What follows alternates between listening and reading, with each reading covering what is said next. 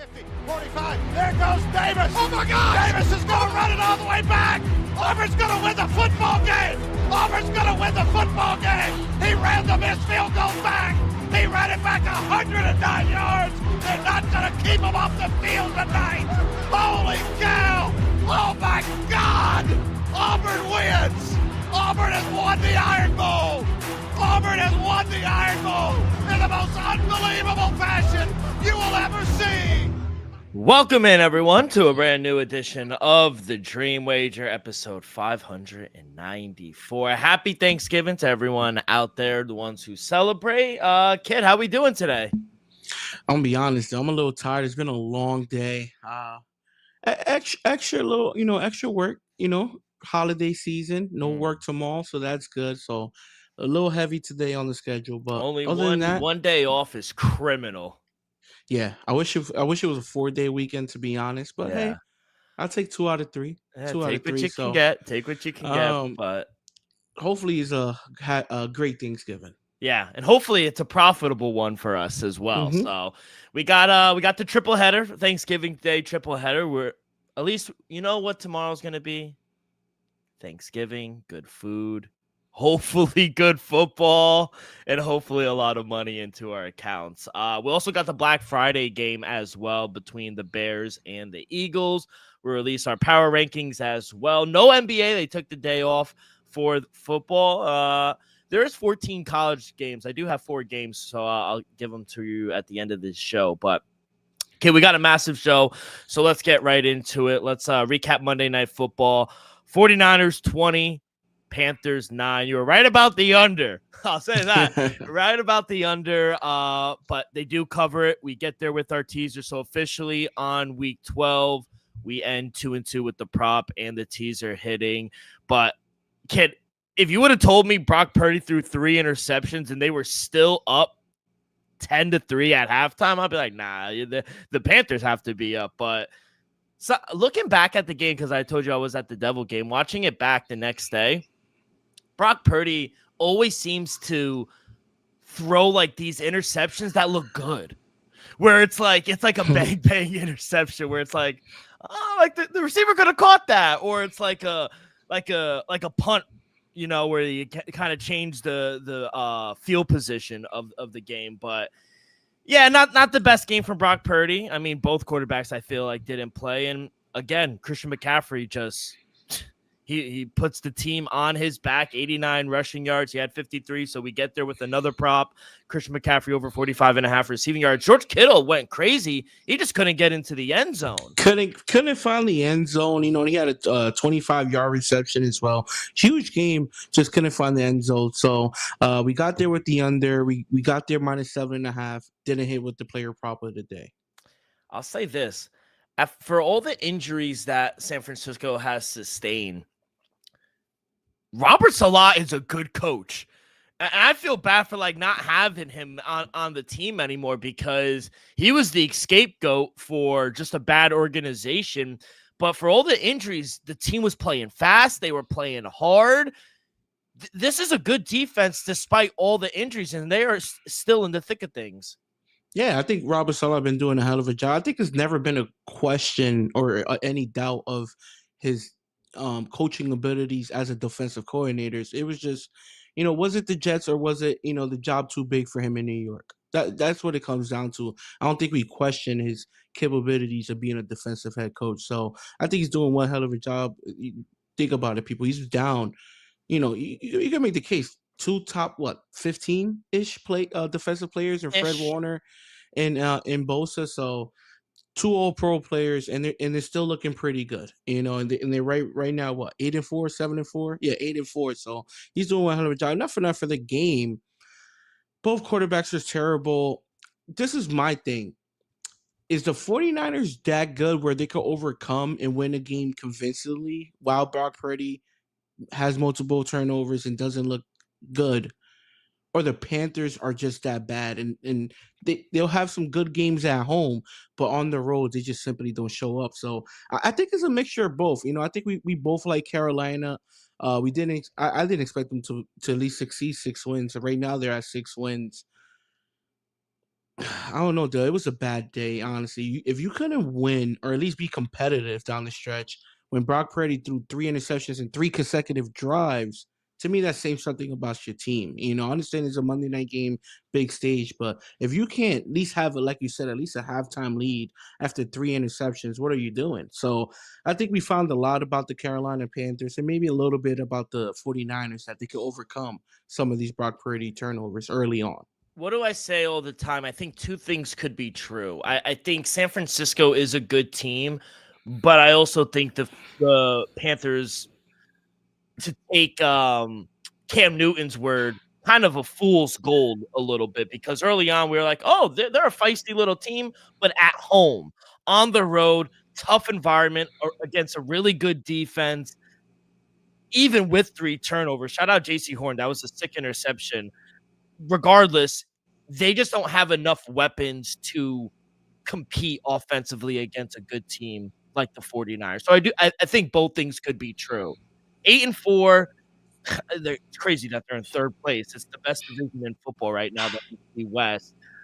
A game and a half out. They're still in the thick of things. They're in the playoffs right now. They needed to win this game. They need to beat the teams that, they should beat. Thoughts on them maybe winning the division, or maybe even, just getting a higher seed than where they are right now? As of right now, they're sitting at number 7. Definitely they want to find themselves in a better situation come playoff time. But if 7 is all it's got, guess what? They'll take it just to make the playoffs.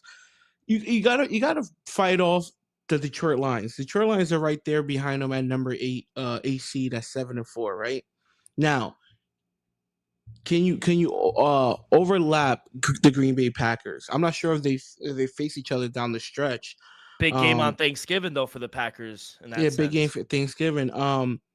Can they overtake the Packers? I'll give them a shot. They definitely have a easier remainder schedule than the Green Bay Packers, so I'll give them a shot there. Can they catch the Seahawks? Can they catch the Rams for the division? I don't think so. Possibly catching the Seahawks, that's a little bit more doable than in my opinion, catching the Rams for the division. So highest I see them is the 5th seed if they, win the majority of their games of the season. But they need some help. They need some help. And they need some help. So I think they'll find themselves either 6th or 7th seed. Because I do think Detroit will end up some way in the playoffs. So 5 games remaining on their schedule. Next week, they play the Browns. When? On the road. Okay. Browns might not be able to get away with 3 interceptions there. Shador. I'm just kidding. And then they come back home. They have their bye. Then December 14th, and I think they're getting their bye at like the perfect time, late in the season. Fix up some injuries at home against Tennessee. That's a win. I see 2 wins, so I'm figuring 10 wins right now. Then they go on the road 2 days before Christmas and play the Colts. Big game. We'll see what they're really made of, because the Colts at home are a really good team. So that's a big game. That could be a toss-up. Then they come back home and play the Bears. That's a good game. Yeah, that's a good game. We'll see. Bears because are right feisty. Now, they're feisty, and we'll see. That's a big game for both teams. Are the Bears actually legit, and can they beat a team over 500? We'll see. And then they end the season at home against the Seattle Seahawks. So, not the hardest schedule. I see like 3-4 wins. Yeah. I think if they get to 11 wins, you should make the playoffs. 11 wins. Yeah. If 11 wins doesn't get you the 7th seed in the NFC, that's saying a lot. Yeah, 100%. And if you get 11 wins in the NFC and you don't make the playoffs, that's tough. That's just tough right now. But yeah, overall, I think the 49ers, good team. We'll see how they do moving forward. But yeah, I like it. By the way, NFL, they are suspending the Panthers safety Trayvon Moorhead. Mm-hmm. He punched Juwan Jennings right in the dick. You saw that? Yeah. To be honest, I don't know what's up with these players, man. Like, there's more cameras in today's game than ever before. If you're doing it, you saw the spit, we saw the punch to the groin, or if you're gonna take a shot, you might as well just be out in the open and just punch him right in the face. Because whatever you do is gonna be on 8K, not even 4K, 8K. So you might as well just punch him in the face. You're gonna get fined anyway. You're gonna get suspended clearly. So just punch him in the face like a man. It was crazy. And honestly, Kyle Shanahan came out and said, credit Jawan and his other teammates for not, going over the line and kind of holding their temper down, because the whole brawl could have ended up towards the end of the game. They're emotional. He's losing the game. Kind of like Jamar. Emotions got the best of him, I think. But yeah, he did appeal, and Jordy Nelson, head of the appeals, said, yeah, no, you're suspended. You're suspended. Suspended. Jordy Nelson, a former receiver now. Yeah, so taking the receiver side on this one. Mm-hmm. Rightfully so. He did not take Jamar Chase's side on that. It was like, bro, we caught you in 4K. We can't do that. Yeah. But yeah, that was Monday night. So I thought we handicapped the game pretty well. They covered the 6.5. The under, you hit on the under. The prop. Hey, you handicapped it well. George Kittle went crazy. He just didn't get in the end zone. Yeah, I just had a feeling he'll get in the end zone. Hey, it is what it is. Still, we went 2 for 3 for the night, so that's good. Yeah, very profitable there. Real quick, we had some news this morning. Bills signed their number 1 receiver, Brandon Cooks. To be honest, no, don't try. You're trying to do what you did last year, make a case for an old guy. Yeah. Honestly, I got burned last year with Amari Cooper. So, do I think Brandon Cooks brings something? Absolutely. Is it much? We got to find out. They cut Elijah Moore. Not for nothing. You know who I like to see? Well, who I was happy to see on the field first time all season? Gabe Davis. We saw Gabe Davis. What happened to him? He was hurt. He was in Jacksonville. I think Oh, shocker. I'm not sure if he tore his ACL or something, but he was hurt the whole year. And Bills gave him a late deal in the training camp in preseason, and he made his debut. And if he's healthy and it's Gabe Davis, because let's not forget, him and Josh Allen do have a connection. Hey, Brandon Cooks, Gabe Davis, Keon Coleman. If he gets some burn, I think Keon Coleman's done, bro. 2 healthy scratches in a row. What are they seeing that obviously we're not seeing, because something's happening? He pissed someone off. No, I just feel like he's like what was the defensive one of the players said, I forgot who, he was like he got to grow up. So I don't know if it's like a late to a meetings thing or was it Deion Dawkins? Was it the it was Deion Dawkins. Yeah, it was Deion Dawkins. Yeah, I remember him just saying that. And he flat out said, just the kid has to grow up. He has to grow up one day. That's so fair. It has to be something locker room team wise, not like on field or off field. I mean, if an all-pro lineman is coming out and blatantly calling you out, you need to do some growing up. You're in the NFL right now, Yeah. So. Yeah, I actually do remember him saying that, so that's funny that you say that now. Now it's all clicking, but okay, we got a lot to get into, a lot of games to break down, but before we do that, a quick word from our sponsor. We're brought to you each and every episode by Viva Tequila Seltzer, the most refreshing hard seltzer on the market, hands down. It is no wonder why Viva was voted number 1 hard seltzer in the world by San Francisco World Spirit Competition, with only 88 calories, 0 carbs, 0 sugar, and a light 4.5 ABV. Viva is the perfect drink for your post-game celebration, as it was created with that active lifestyle in mind. We flavored tequila seltzer because flavor is the spice of life, and we like our drinks so just a kick, just like how we like our lives. Whether it's Huckleberry playing around a golf with the boys or an elderberry watching Thanksgiving Day triple header, it doesn't matter. Our favorites pair perfectly with that artisanal Blanco tequila for that subtle and refreshing drink. I believe here at the Dream Wager and at Viva is to live long, live well, and live it up. All right, kid. Before we get into Thanksgiving Day games, Week 12 power rankings. I know you said before the Bears better be in your top 10. They didn't make the cut. They did not make the cut, and I will start it. They are at 11, so they're right on the crisp. If they beat Eagles on Black Friday, they'll be in. If they beat the Eagles on Black Friday, they have to be in. they might go top 5 for me. All right. Yeah, I don't think we'll talk about it. We'll talk about it. At 10, I know some people probably like, ooh, really? Shout out my man Kurt. I still believe in Josh Allen. I know tough loss, but let's call it what it is, kid. The Texans have a top 5 defense, and they're buzzing right now. They're playing so fucking good. So it was a tough spot for the Bills to go on the road. And I thought when Josh Allen has to do everything and be Superman, it's not a recipe for success. So I still think they'll be all right. They went and picked up and signed Brandon Cooks. We'll see what that ends up doing, but I think the defense is turning around. The defense didn't play terrible either. That's the thing. But the offense needs to produce a little more. So I'll say this. Bills and Bears, if Bills don't turn it around, they're out. And if Bears keep winning, they're in. So I'm giving the Bills the benefit of the doubt here. They're at number 10. But it's their last straw. Last straw.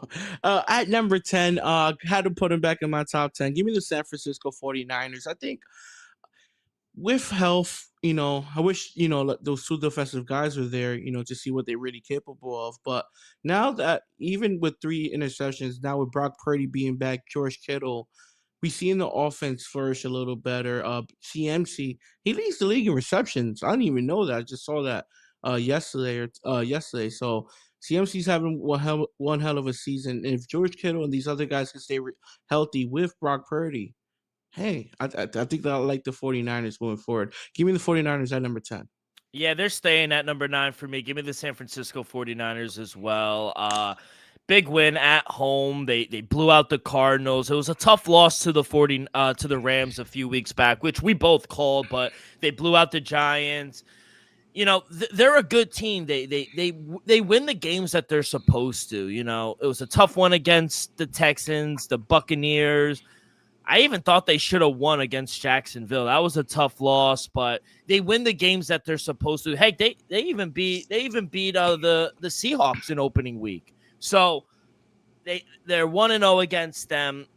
I think this defense is really good. Brock Purdy needs to clean it up a little bit, but outside of that, I think they're fine. So I still think they're a playoff team. Give me the 49ers at number 9. At number 9, give me the Chicago Bears. Fresh off a win against the Pittsburgh Steelers. Not for nothing, I like what Ben Johnson has been doing, running game being a little more effective. I like the fact that the rookie Loveland finally getting involved. First few weeks of the season, we thought the kid was a bust. Now lately, he's getting a little more involved. DJ Moore is being a little more involved in the offense as well. He needs to, in my opinion. I still think DJ Moore is still a great talent. I don't know why Chicago don't utilize him a little more. Like Rome Medusa, but the defense still it's not great, but it's been good enough to, keep them in these games that they're winning. Because majority of these games that they won, there's been down the stretch, fourth quarter comebacks, game-winning field goals. And that's what you like to see from a young, pesky Bears team. So shout out Ben Johnson. Got him on top of the North right now. Did not see that coming. Give me the Bears at 9. At 8, I had to put them down a little bit, even though they won. We'll see how they do on Thanksgiving. But the Lions, they should have blown out the Giants, in my opinion. I know it's Jameis, and we all love Jameis. Hey, I'm on record saying he should be a starting quarterback, but they are too high power. Shout out Frank Ragnow for coming back into the NFL. That was fucking crazy. So I was going to mention it when we break down the game, but I think that's going to help the offensive line, who realistically has been struggling. Jahmyr Gibbs kind of does it all. If it's not Amon-Ra St. Brown, where's Jameson Williams been this past few weeks? He's been on my fantasy, so I think David Montgomery needs to do better. And I think the defense, once they get healthy in the secondary, I think they'll be a little better. But this team is too talented to be 7-4, in my opinion. That's just me. But I think they're playing down. Tease, I like them this week, so we'll see. But yeah, I got the Lions still in the top 10 at number 8. At number 8, give me the Detroit Lions. Move this team down just a little bit, I think. A win is a win. A win is a win. Can't take that from them, but there's no reason why there was more than 400 total offense from New York Giants. There's no reason why I think Jameis Winston threw for 366 and also called a 25-yard touchdown instead throwing one of your linebackers. That's not a good look, So if Jahmyr Gibbs didn't put the Superman cape on, had that 66-yard rush in overtime, couple touchdowns during the game, caught like 11 passes. I think the Lions would have lost to the damn New York Giants and Jameis Winston at home. So for now, give me the Detroit Lions at number 8. I'm with you, Dill. What you said at the end was perfectly. This team is too talented to be 7-4. Yeah. And that's just the honest truth, and I agree with you 100%. Give me the Lions at number 8. At number 7, give me the Green Bay Packers. It's right there. They're going to flip-flop if they win. If the Packers wind up dominating on Thanksgiving, maybe they move up depending on how everyone else does. But, yeah, I got Green Bay at 7. And what I said, I think maybe it was 2 episodes ago, I think the defense is really starting to turn up in Green Bay as well. Maybe Jordan Love will figure it out. I think they're getting Josh Jacobs back. He's still dealing with that injury. And watch out for Christian Watson. He's back, okay. Yeah, he will play tomorrow. So he's okay, cool. He's back. And Christian Watson, he's been actually balling these past few days. I was looking at his numbers as well. So, I think down the stretch, they have to lean on the defense. We'll see if Jordan Love could play some clean football, but I think this team is good. Even though the tie kind of hurts them, and we'll see if it actually hurts them in the long run. But I think this defense, they're going to go as far as this defense can. And I think right now this defense is doing really well. So, yeah, give me Green Bay at number 7. At number 7, even though this team lost, I did not move them down. Main reason, maybe not the main reason, but one of the key reasons, I think they could beat the remainder of my 8, 9, and 10 teams. Give me the Buffalo Bills, even though they lost to be honest, a great defensive performance by the Houston Texans. To me, it was just a bad spot. We was on. I'm pretty sure he was on with the Houston Texans with the points. I was with Houston with the points. To me, it was just a bad spot for the Buffalo Bills. I still think they're pretty good. Do I think that, like I said earlier, do I think the addition of Brandon Cooks is a wow factor? No. Do I think it's a better addition than subtraction? Absolutely. So I think the Bills will be just fine. Do they need to Josh Allen be Superman every week? I hope not. I hope we don't need to average, 3 rushing, 3 passing every game for them to win. But I think Buffalo will be fine. They need to find that offensive weapon that consistent. Is it Dalton Kincaid? I wonder if he's going to be back this week. Is it Keon Coleman going to finally come out the doghouse? Is it Gabe Davis, finally being a little more healthier? Who's going to be that consistent weapon down the stretch? That's my only question. James Cook, I think, in my opinion, been a top 5 running back this year. Josh Allen is no doubt what he's capable of doing. And then defensively, they're above average. So I'm not going to panic over the loss in Houston after, be honest, a great performance. Give me the Bills at 7. Had to drop them out of my top 5. At number 6, give me the Indianapolis Colts. They let this one slip away against the Chiefs 23-20 in overtime. But I think this defense, as good as I think they are, and we're starting to see them play a lot of man-to-man coverage, single man, especially with the addition of Ahmad Gardner. But I think what this defense is really missing, and you see it, is DeForest Buckner. He is just a key in this defense, and he's been gone the last 2-3 weeks. So without him on the field, I think the defense is missing just a little bit, and I think you saw it in the second half and in overtime in that loss. I still like him. I think Jonathan Taylor and Daniel Jones in this offense is one of the best in the league. So not going to fault him too much, but had to put him back just a tad. Give me the Colts at 6. Yeah, I agree with that, though. Give me the Indianapolis Colts at number 6. Just to tack on what you said, to me, you added Sauce Gardner a couple weeks ago. Patrick Mahomes just threw for 356, I believe, 350-something, 370-something on you guys. Majority came in the second half when you guys had a lead and couldn't stop him. To me, that's what one of the main reasons why you went out and made that move. Is a win now move, and lately he hasn't really been that great. We saw the game against Atlanta in was it Spain or London somewhere? That game was close. Yeah, Spain. That game was close. No, it's actually Germany. Yeah, Munich, right? Yeah. So that game was close. Then we saw y'all against the Chiefs, had a double-digit lead, couldn't finish that game, and it was honestly most on the defensive side. I understand Jonathan Taylor, Daniel Jones didn't have the best game, but to me, you lost that game on the defensive side. You couldn't contain Patrick Mahomes, especially down the stretch. You almost threw for 400 yards. Yeah. Offensively, I think they're still number one in yards, points. I think Tyler Warren is still top 5 in numbers and tight end as well. I think offensively will be just fine, but defensively, Dill, they're gonna have to slow down these AFC quarterbacks because there's a bunch of them. Give me the Colts at 6. At number 5, and they're hanging on by a thread in the top 5. Give me the Philadelphia Eagles. Tough loss. And this team has been slipping the past few weeks. Went from 1, went to 2, went to 3. Now they're at 5. I worry. This defense is phenomenal, and I think they're going to bounce back here on Black Friday. This defense is phenomenal, but when they're constantly on the field and then you start to have Adoree Jackson and some of the corners start falling, it's just too much to overcome, I think, at some points. And the offense just, sometimes I think they're running just like a college or a high school offense where they're just spamming guys and just to silence the media. And I don't think that's a recipe for success. For some reason, they can't fucking run the ball. I don't know. This team is very annoying, but I still think they're a very good team. I think defensively they are so elite, and I just think they're going to win a lot of football games because of how good their defense is. And for that reason, I am going to keep them in the top 5. Give me the Eagles at 5. At number 5, give me the Philadelphia Eagles. I think you're right on this again, Dill. Defensively, I'm not really worried about it. I think Nick Fangio has been doing a hell of a job. That front seven has been elite. Also, adding Jalen Phillips. So I think defensively, they're a top 5 defense, no doubt about it. Offensively, they have a top 5 talent. Saquon. When Saquon is doing Saquon things, he's considered the best running back in football.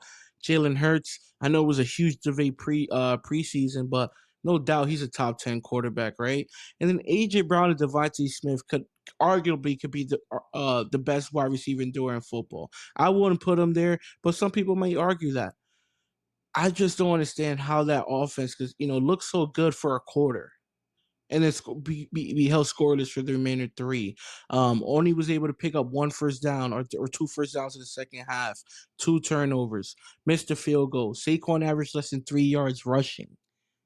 That's not the Eagles' offense that we got accustomed to seeing these past few seasons. So defensively, I think they'll be just fine, but offensively, they need to find something down the stretch that they could, ride towards the playoffs. So give me the Eagles at 5.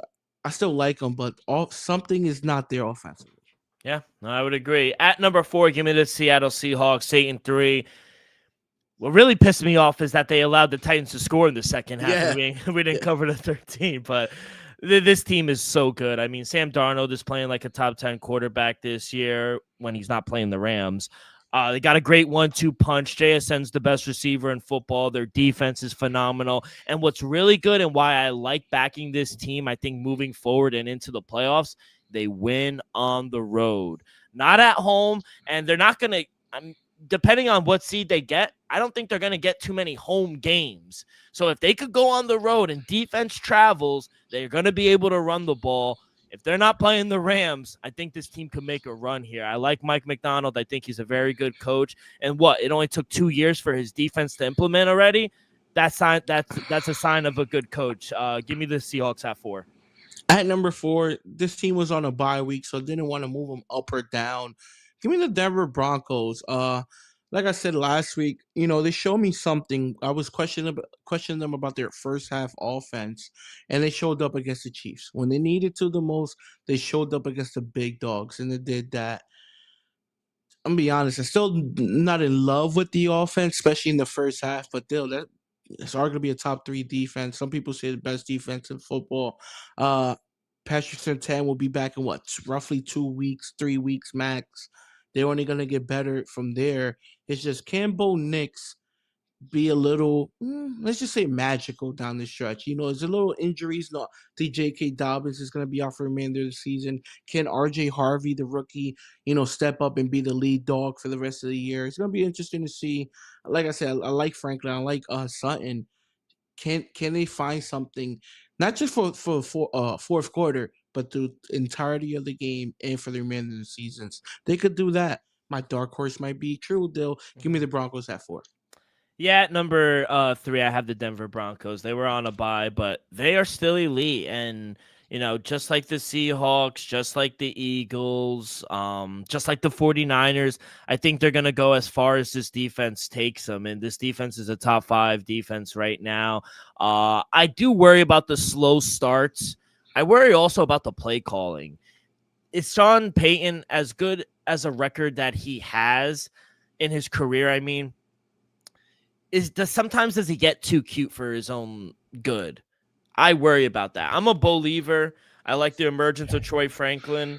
I think the run game with R.J. Harvey is there as well. So I like them. I think they're a really good team, and I think they're getting healthy too. Like you said, Patrick Surtain's coming back in the next week or so. So they're getting healthy at the right time. And I don't. I just talked about the Seahawks and how on the road you just don't want to play them.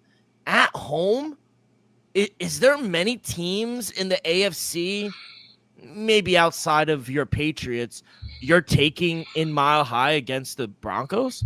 And to be honest, not even just to play devil's advocate, I think the Broncos would be a home favorite against your Patriots in Denver. I think Denver will be a home favorite against everybody in the AFC. Yeah, except that's my point. So at home, this is a tough team to play. If you go out and we'll see what happens with New England. If you go out there and win out and you get the number 1 seed, your ticket is live, because I don't personally know too many teams that are going to go up to Denver in elevation and beat this defense. I just don't. So, yeah, I like this team. Give me Broncos at 3. At number 3, give me the Seattle Seahawks.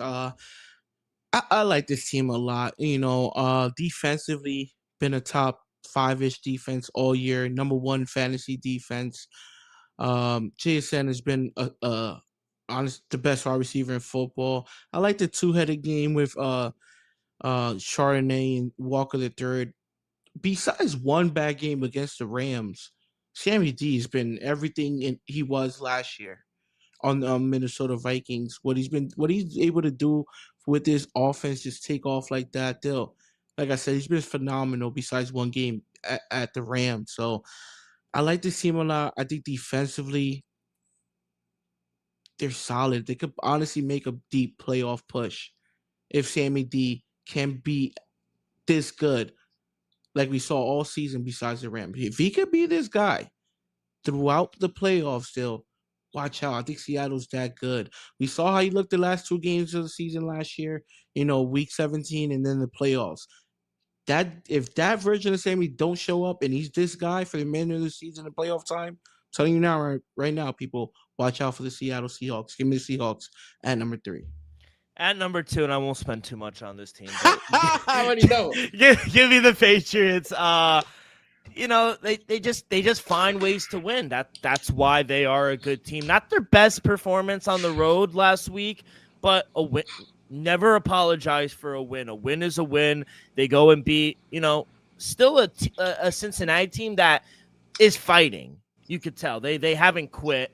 We'll see what happens on Thanksgiving, but Drake May is playing at an MVP level. This defense, they're dealing with some injuries, but I think towards the end of the season they're gonna get healthy. So yeah, they're a good team. Yeah, give me the Patriots at number 2. And at number 1, it's the best team in the league. I have the Rams. I haven't moved them. They've been my number 1 team for 3 weeks in a row. What they just did to the Buccaneers, this team, Matthew Stafford is the MVP. Mm-hmm. Puka Nacua, Devontae Adams, Karen Williams. This defense is just flying out. The secondary is just ball hawking everything. This is the most complete team in the NFL right now. And they're scary. They're a really scary team, and it's crazy to see Matthew Stafford do what he's doing at his age right now. He's a first ballot Hall of Famer, and I'm happy for him because I've been a big Matthew Stafford fan growing up, and I was happy to see him win a ring, and after he's one tough son of a gun too, like coming from Detroit and just being that physical guy and then coming there, winning a Super Bowl. And, I think Sean McVay's actually having a really good season as well, coaching the team as well. So, yeah, not enough nice things I could say about them. I think they're the best team in the league right now. Give me the New England Patriots at number 2. Don't get me wrong, with Milton being on injured reserve, with Campbell being on injured reserve now, do I think currently today they're the second best team in football? Possibly not, but I think you got to at least knock us off. We won, 9 straight games, best record in football as of right now, number 1 seed in the AFC. Like you said, Drake May, I think he's the second in odds for the MVP. I like Stevenson and the emergence of Trevion Henderson. And then our wide receiver core plus Hunter Henry is not the best, but it's pretty solid and it's pretty deep, Dill.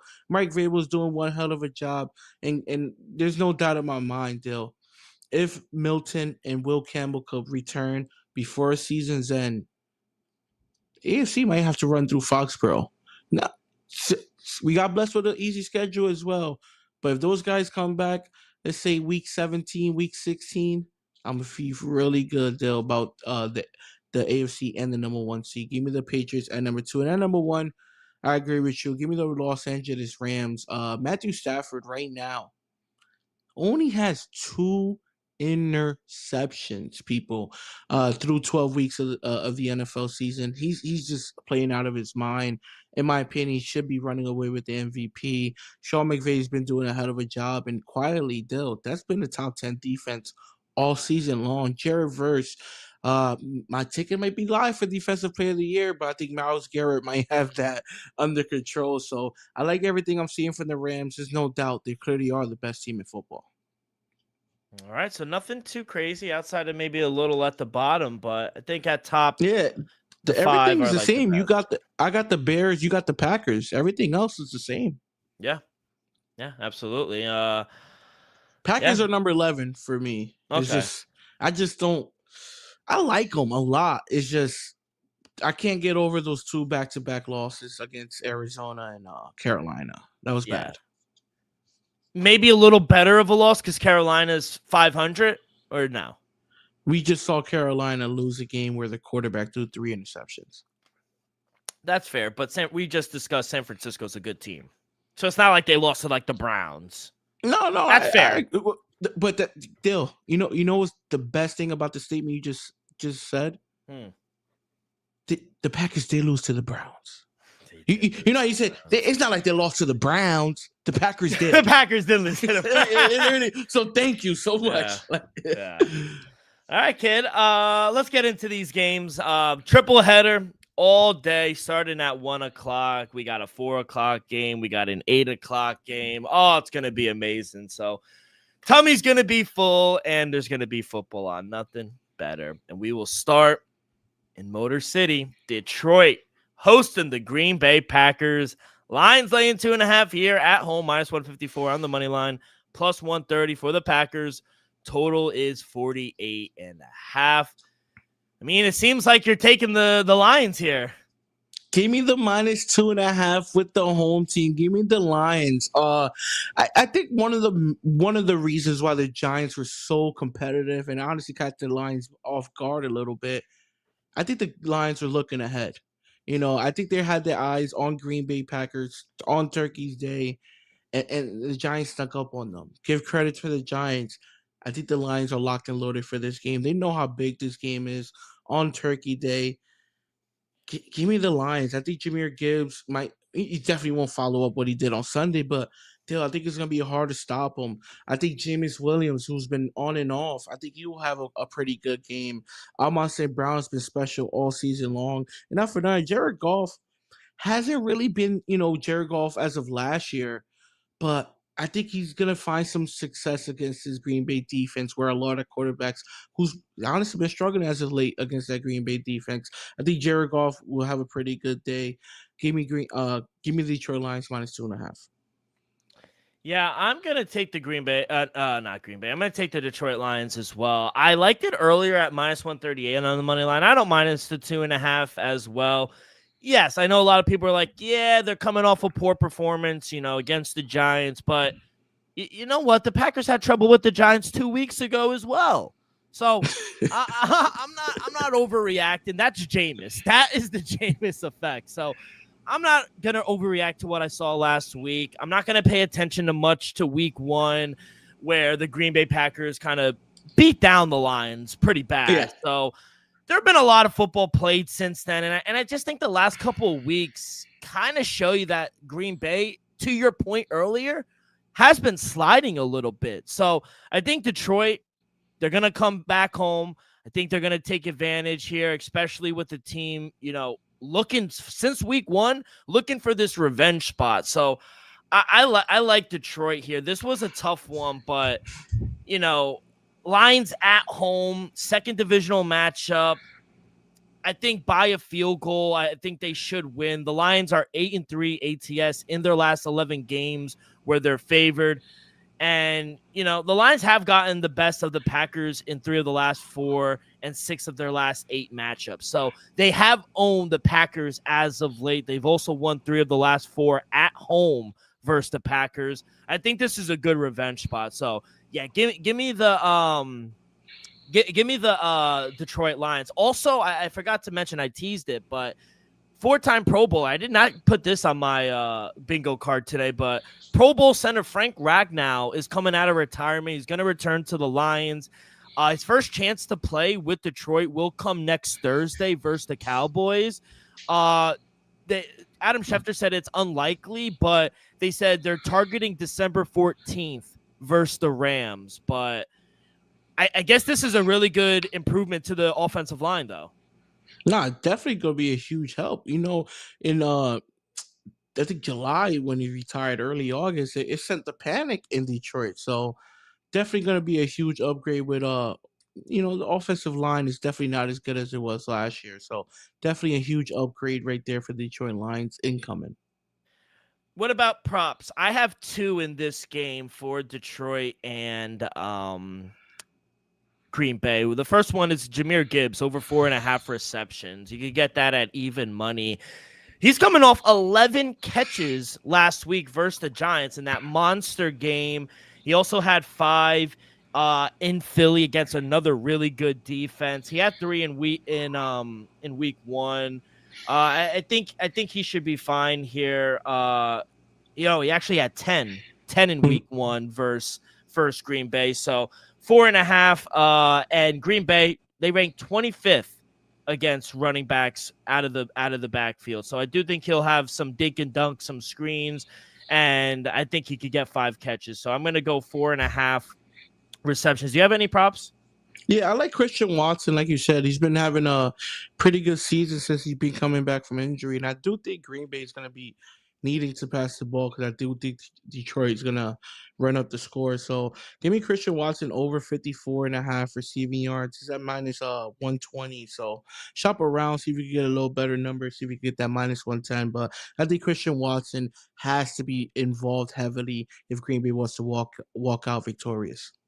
And I have one more. It's going to be Romeo Doubs over 19.5 longest reception. Romeo Doubs has been catching the ball, and he's a deep threat late. He went right under this last week at 18, but outside of that, he's gone over this in 4 of his last 6 games, 30, 22, 24, 22, 21. So I like it. And in week 1, his longest reception was 48 yards. And I think this is a really good matchup against his secondary. Detroit ranked 28th towards wide receivers in the league. So, yeah, Romeo Doubs over 19.5 longest reception. Anything else in this game, kid? You want to move on? No, that's it.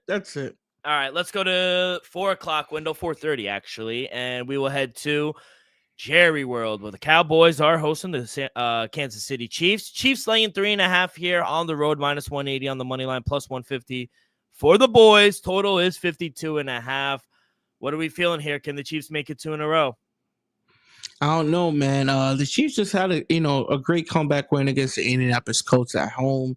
We just saw the Dallas have a possibly, yeah, honestly, a better come from behind win at home versus the Eagles. This definitely ain't the same Kansas City team we are used to seeing. This might not be the same Cowboys team we were seeing the first couple weeks of the season. Defensively, they're a little better. Williams, top 5 rusher in the NFL. Dak Prescott has been playing like a top 5 quarterback in football as of late. George Pickens, number 2 in receiving yards. We all know what CD is capable of doing. Can that defense hold up against Patrick Mahomes? I think they'll be okay. I don't know if they could stop them. I think they'll hold them a little better than what the coach was able to do last week. They'll give me the plus 3.5 with Dallas. I think they'll make it close. I think the Chiefs are the better team, but Dallas have been rolling with some momentum as of late, and maybe that'll carry on. Give me the plus 3.5 with Dallas. I'm going to be on the opposite side. I'm going to lay it here with the Kansas City Chiefs. Not only do I think they're the better team, I just think Patrick Mahomes, he's going to be showing off in prime time. He's going to lead them to victory. It's been shocking. The Chiefs laying only 3. I thought it was going to be much more. Dallas coming off in a big emotional win against their divisional rival in the Philadelphia Eagles.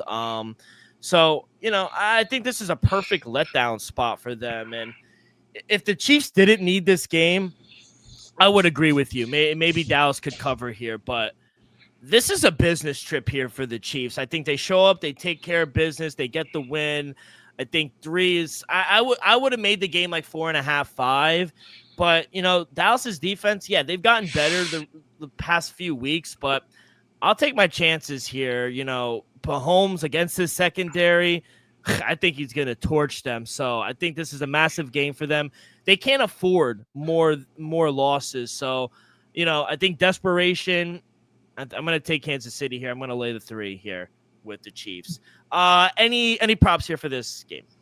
Yeah, Dale, give me George Pickens, man. I've been hitting him for a couple of weeks now. Give me George Pickens. I'm surprised the numbers lower the CDs. Oh, give me George Pickens over 74.5 at minus 115.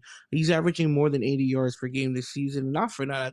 I think right now, him and Dak just have a little more chemistry or repertoire than CD Lamb. We saw CD Lamb have multiple drops last week. He had 11 targets, 4 receptions. George Pickens was 8 for 8, 8 targets, 8 receptions, over 100 yards with the tutty. So I think we see George Pickens. I think he might have another 100-yard game as well. Give me over 74.5 at minus 115. Yeah, so like I said, this is going to be a primetime Patrick Mahomes game. I'm going to go over 21.5 rushing yards for Patrick Mahomes. I think in this spot, there's nobody in the league right now you want to have the ball more in their hands when you need a win more than Patrick Mahomes. In my opinion, in crunch time, they can't afford losses, especially to a team like the Dallas Cowboys and that defense. So he's not afraid to use his legs. He's been running the ball more as of late. He had 30 yards last week, 30 against Washington, 28 against the Raiders, 32 against Detroit, 60 against Jacksonville. So, he's crossed this number in 7 times this season. So I think he's going to show off primetime Mahomes over 21.5 rushing yards.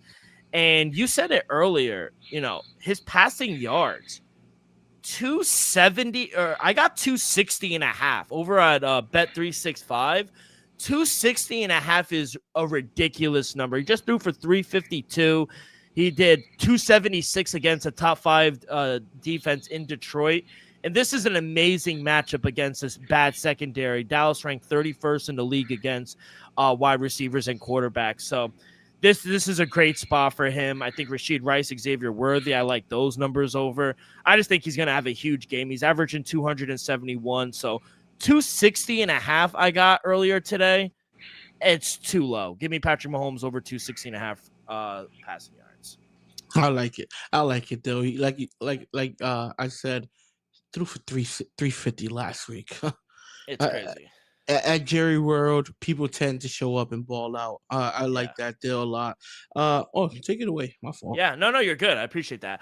All right, let's go to the next game. 8:20, 8:30, depending on when it starts here on the East Coast at the bank. Back-to-back spots, home spots for the Baltimore Ravens, taking on Joe Burrow and the Cincinnati Bengals. Ravens laying a touchdown here.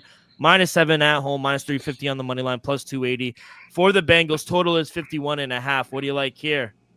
We just saw Tyrod Taylor and the Jets cover 13.5 points at the bank. Baltimore Ravens started real slow. Dylan was there in person. Dylan said the Jets were live at halftime. Cincinnati Bengals, who's been playing a little better defensively, is going to show up. Joe Burrow is back. I understand there's no T. Higgins, but Jamar Chase is back, and I think he's going to have his eye on the prize. They'll have to be suspended one game. Might have a huge game for Jamar Chase. Don't get me wrong, I like Baltimore, but you said it as well, Dill. Lamar is playing hurt. Can he go out there and outdo Joe Burrow? I think he can. I'm gonna have to see it though. Can Derrick Henry torch this defense? He can. I'm gonna have to see it though. Give me the +7.5 with the Cincinnati Bengals. I think it's a divisional rivalry at the bank. Joe Burrow makes his return. I think they'll make it interesting. I'm gonna say 27-24 Ravens. I think this is a really good T spot. Honestly, if I had to pick, I probably would take the points here just because I think Lamar is playing hurt. He has that toe injury. Defense has been good. I just worry if they could sustain drives. I worry about the offense at home. I do like that they play well against Cincinnati and Joe Burrow does not. And we'll go to my prop in a minute, but gun to my head, I don't love the play. I think Ravens win. I think they win a close, ugly game, maybe a field goal, game-winning field goal. I think it's a perfect teaser spot. But I would, gun to my head, I'd take the points. I think 7 is a lot in a divisional game. I know they're without Trey Hendrickson. On Turkey Day. Yeah, I know they're without T. Higgins as well. Jamar Chase is probably going to go fucking crazy, though. So that is what I worry about. And I think single-handedly he might be able to keep them within striking distance. But that's how I would play the game. But before we get to our props for every game is brought to you by Props.Cash, the best way to research all your player props. Elvis and I have been using Props.Cash for 2 years now, and it's helped us find an edge in several player prop markets. On the web or in the Props.Cash app, you'll get quick visual data on player trends, matchup history, and recent performance across every major sport. Clean, reliable stats that make it easy to spot value. Plans start at just $19.99 a month, and right now you can get 25% off your first month with code DREAM25. That is DREAM25. So download the app, not now, but right now. Sign up with a monthly subscription. Use code DREAM25, and you'll be paying just $14.99 your first month.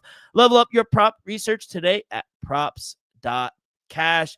Kid, what is your prop for, I was going to say Sunday Night Football, for Thanksgiving night? Thanksgiving night, I already told you George Pickens over 74.5, -115. I love that a lot. Give me Joe Burrow. Welcome Joe Burrow back on the big stage. Give me him over 1.5 passing touchdowns. A little chalky at -138. I love it, dude. I think he find Jamar Chase for one. Maybe Mike Gesicki for one. Maybe my boy Osivas for one. I think Joe Burrow throws for at least 2 touchdowns, maybe 3, maybe about 240 of them. Dang. So I think Joe Burrow has a huge game. And not for none, they have been better as of late, but Baltimore's secondary is still a little lackluster. And I think Callum Hamilton will be out for this game as well. So Joe Burrow over 1.5 passing touchdowns at -138. See, I'm going to go the opposite way. I'm going to take Joe Burrow anytime interception. You could get that at -115. I think he just struggles against Baltimore. They have a good secondary. Yeah, Kyle Hamilton's a little banged up. I think he's a game-time decision, but I think he's going to be forcing it. He doesn't have a lot of receivers out there. I think he's going to be forcing a lot. They're going to get pressure on him. Anytime interception, I like for Joe Burrow at -115. We talked about Jamar Chase over 90.5 receiving yards. I like him anytime touchdowns as well, but in 4 of 8 games he's played them, he's had 125 yards through the air. Twice he's cleared 200 yards, including the last matchup back in November where he had 264 and 3 touchdowns. So coming off a suspension last week with Joe Burrow back and no T. Higgins, they're going to feed him. They have to. So over 90.5 receiving yards. And if you like the Bengals to cover, how can you not like Jamar Chase? Anytime touchdown. Minus 115. Like I said, he's coming back from that 1-game suspension. They need him more than ever. So, Burrow coming back, he's going to get him. The targets are going to be there. So, yeah, I like him anytime touchdown. And we're going to continue to fade the Cincinnati defense. Anytime touchdown, Mark Andrews, they cannot guard the tight end. They are 32nd in the league against tight ends. Mark Andrews, anytime touchdown at plus 110. I like it. We just saw Hunter Henry have, I think, $115 and a tutty as well. So I like Mark Andrews. Enough for that. Maybe the Ravens get a tip pass to get an interception, though. I think Joe Burrow is going to look sharp, though. So that's a tough one. Is he? I think I asked you already. I just don't know if he is 100%. I think he's 100%. Yeah. We'll see. We'll see tomorrow night. Let's go to Black Friday, 3:00 at the Link in Philadelphia. The Eagles are hosting the Chicago Bears. Eagles laying 7, a touchdown, minus 360 on the money line, plus 290 for the Bears. Total is 44.5. What are we feeling here, kid? Not for nothing. I expect this to be a good game. I think the Eagles are going to have to come out with some fire after being held scoreless for 3 straight quarters. And we just saw the Chicago Bears come out in a true fist fight, 31-28 against Mason Rudolph and the Pittsburgh Steelers.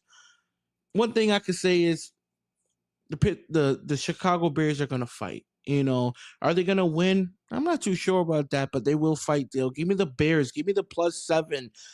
If you want to buy the half, I'm pretty sure you'll be able to get the half a point, probably minus 125, minus 135 around there. Take the 7.5. I think the Eagles are clearly the better team, but I don't think they're a touchdown better. Give me the Bears. Friday night, Black Friday game. Give me the 7 with the Chicago. Yeah, I think this set up perfect. After losing a heartbreaker last week on the road, coming back home, I think Vic Fangio is going to make Caleb Williams look one-dimensional here. I'm going to take the elite defense here in Philly. I think this is a perfect get-right spot for them.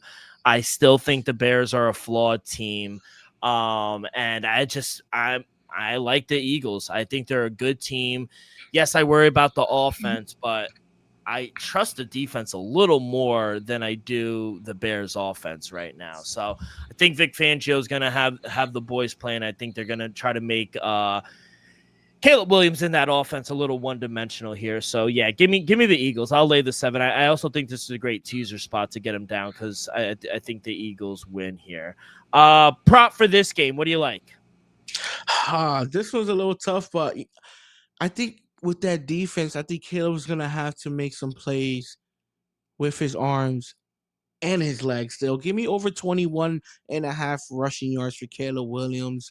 I think he's going to have to run away from that pressure, and I think he's going to have to scramble to get some positive yardage at times. Give me Caleb Williams over 21.5. I'm going to go running back, and I'm going to go under. We are going to continue to fade Saquon Barkley under 77.5 rushing yards. He's only gone over this 3 times this season. He's had 1 game over 100 yards, and that was against the Giants, who can't stop the run to save their life. But against the Bears, 26 in the league. They are better. They could stop the run, and we just haven't seen it. Dallas, who's a bad defense, what did he have? 10 carries for 22 yards?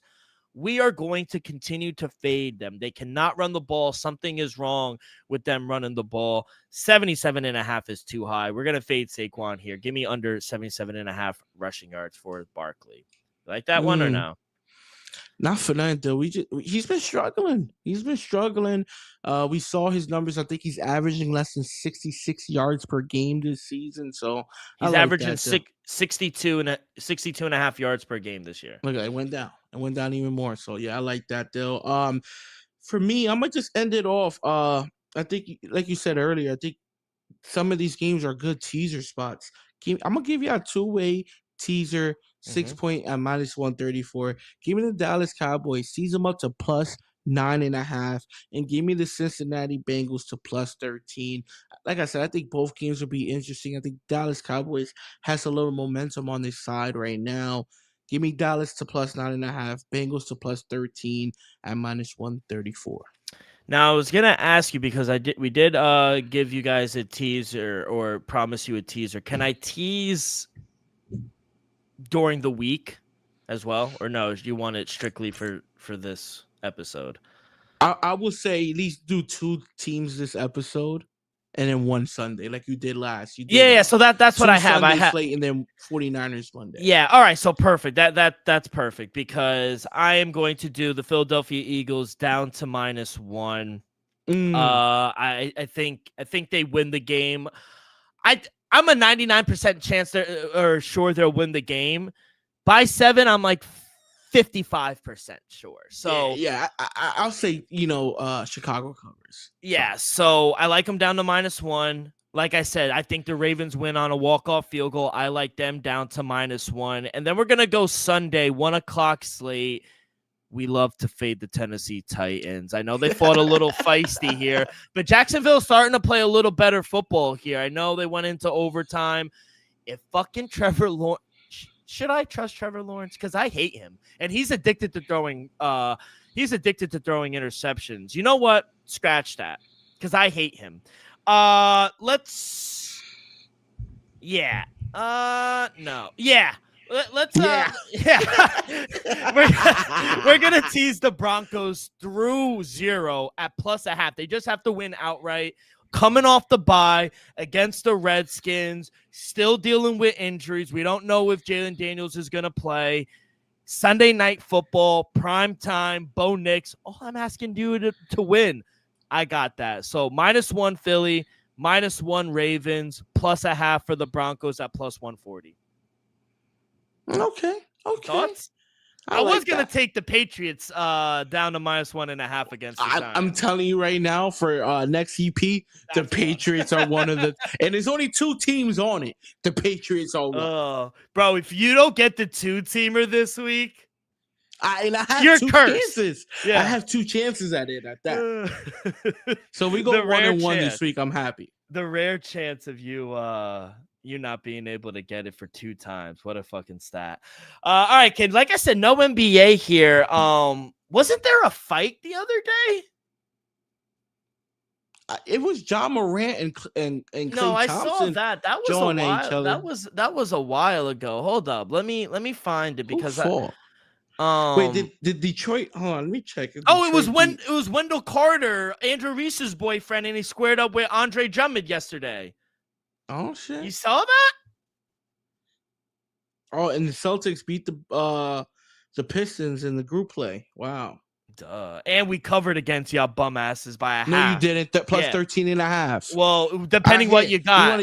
Yeah, exactly. Depending what you got, because I saw 12.5 too. I know for the show at the time during the show it was 13.5. Oh, that's what we could talk about. Chris Paul, Hall of Famer. I mean, yeah. To be honest, he's retiring after 21 seasons. He's a 12-time All-Star, 11-time member of All-NBA. He was named to the league's 75th anniversary. So, it was time. Honestly, there's a lot of guys that I wish would have won a ring. Chris Paul's one of them. Yeah, mine's is Melo. You know how I feel about Carmelo Anthony. His son's balling at Q's. I don't know if you've been seeing it. Yeah, he is. Shout out. Not for them. CP3 had himself a hell of a career. I remember at times some people used to call him point guard. Top 75 player. There's no doubt CP3 was one of the best point guards of his generation. He just never went, to the big game. He went 6 against the Bucks in Phoenix. It was more of a Devin Booker's team, but Chris Paul still elite. Well, was elite. Still considered one of the greatest point guards of all time. Just never won a championship. Best players to never win a ring. Chris Paul. Now I'm gonna say Karl Malone. Karl Malone was no, I was gonna name a few. Yeah, or Charles Barkley. Charles I'm Barkley, sorry. Patrick Ewing. I'm a little biased to my boy Patrick. AI, Melo, Charles Barkley, John Stockton, Elgin Baylor as well. Elgin Baylor didn't win one. No, with the Lakers. No, 11-time All-Star, 10-time All-NBA. Wow. Yeah, there's some guys that never won, but yeah, AI, Chris Paul, Charles Barkley. You're a little biased to your boy, but Karl Malone. I like Melo. I wish he would have won. Run. Hey, he did win it for first time. He brought the Qs to the national championship, though. Yeah. As a freshman. I mean, that picture where he's holding up the paper when he won is legendary. Absolutely iconic. But yeah, like I said, 16 games in college for Thanksgiving. I do have 4 plays starting early. We'll go San Francisco -1 against Colorado. Both Colorado undefeated, but San Francisco 5-1. I think they get the close win. I'll take them -1. Good game. North Carolina 16 in the country taking on Michigan State. Both teams 6-0. I think Michigan State is the better team defensively. I'll take them -2 here against the Tar Heels. Santa Clara against St. Louis. Both teams undefeated. Santa Clara is 6-0. I think the wrong team is favored here. Neutral site game, but it is being played in California. Santa Clara is in California, so it's most likely a home game. They're going to have the home crowd there. So I'll take the +2.5 with Santa Clara. I think the wrong team is favored. And then I'll take Minnesota and Stanford. Stanford is a short favorite here, -1.5, -125 on the money line. I'll take them on the money line. I got it a little early at -115. I still would lay the -1.5, though. I think Stanford's the better team over Minnesota. I think they'll out-rebound them as well. So, yeah, 4 plays that I like. Have you been watching any college? I'm going to be honest, Del. Your boy's been working late lately, and then I come home, watch some football, do the pod. Well, lately the college games have been going on at like 12, 1 o'clock in the afternoon. So while you're driving, you can put one on if you want. I'm not going to say that I do or do not do those things while you do it. Let's cut the bullshit. Cut the bullshit. Kid, good luck hosting your first Thanksgiving. I hear the noise in the background setting up already. Yes. Are you excited? You don't seem excited. To be honest, excited is not the word. But would I rather be home than get dressed up and have to go somewhere? Absolutely. Yes. So thinking positive. Yes. Now, will you be involved in cooking, or they want you far away from the kitchen? Absolutely not. I got a cheesecake from Venice. Nice. Oh, Venice is a good bakery. I'll say this: help your girl out. Take the trash out in the morning. She'll love that. Oh no, come on now. That's a given, I'm gonna take out the trash, take care of the dogs. Anything that needs to get moved, I'll handle that. But decorating, that's not you. I don't want to. That's above my pay grade, Dale. Because I won't do nothing right. I know where you're. No, I know that for sure. I know where you'll be. You'll be on the couch watching every fucking game. Hopefully, maybe not the couch, because definitely the first game. I don't know the 4 o'clock game. I'll be on the couch because a couple of people are going to be here, but definitely tuning in. Lemonade and Patron tomorrow. You know this guy. It might be lemonade and Patron in just 5 minutes. Hey, just a little now. Don't go crazy. You do have work on Friday now. Yeah. That's why we have a little more tonight than tomorrow. I love it. Well, enjoy the games, kid. Happy Thanksgiving to everyone who celebrates, and we'll be back. Friday night. Elvis is working. I'm going to some state championship high school games, so we'll be back Friday night. Look for a time around there, but we'll give you all our picks on Friday. But everyone, enjoy the holiday. Be safe. Do not drink and drive. Call an Uber. And good luck on all your bets, and we'll see you guys on Friday. Peace.